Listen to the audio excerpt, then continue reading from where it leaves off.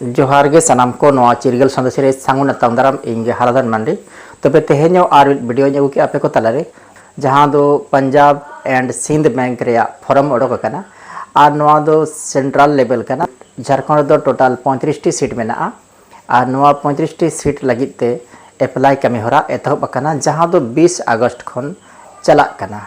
Are 4 सितंबर 2025 हिलो दो ना लास्ट डेट कना अप्लाई रे तबे नवारे मिटंग रस्कर खबर दो नवा गे कना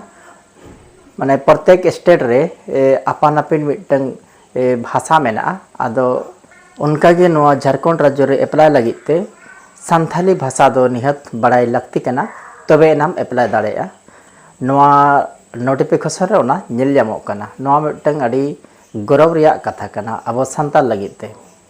तबे देलाबन नेल लगे नवा कथा डिटेल बड़ाई लगिते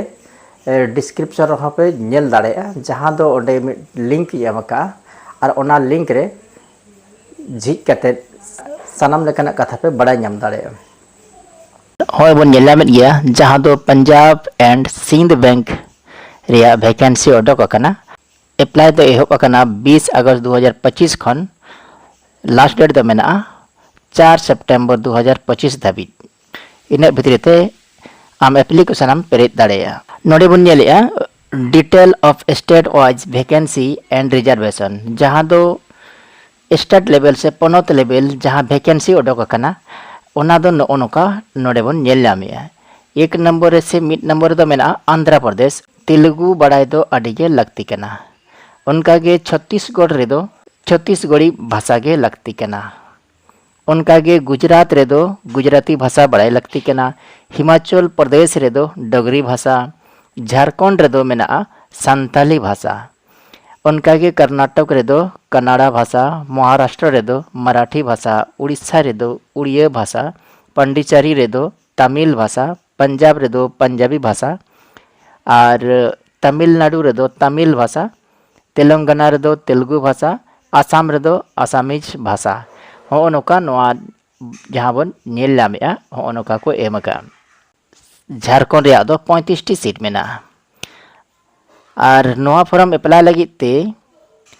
नोडे ना को एमका एज से डेट ऑफ बर्थ दो 2 अगस्त 1995 खन 1 अगस्त 2005 भितरी ते जहां जन्म दिन मेना उन्हीं के नोआ फॉर्म दो अप्लाई दाड़ेया और क्वालिफिकेशन दो मिनिमम ग्रेजुएशन लगती कना एसटी एससी लगित ते दो 5 साल छूट मेना जहां दो 2 अगस्त 1990 खन 1 अगस्त 2005 भितरी ते जहां जन्म तारीख मेना उन्हीं नवा फॉर्म दो अप्लाई दाड़ेया नवा डिटेल बड़ा लगित ते लिंक हो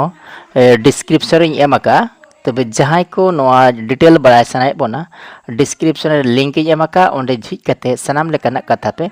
बड़ाई नाम दाड़ेया तबे जहां को एज मेना उनको दो अडे उसेरा तबन पेरेज पे चेदा से 4 तारीख के लास्ट डेट दो मेना का।